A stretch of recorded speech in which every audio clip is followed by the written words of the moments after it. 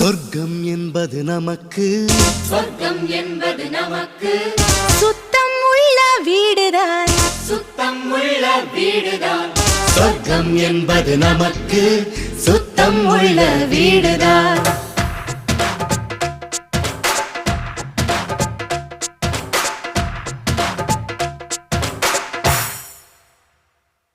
சொர்க்கம் என்பது நமக்கு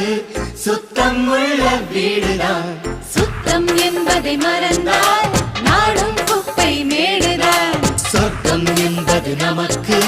சுத்தம் உள்ள வீடுதான் சுத்தம் என்பதை மறந்தால்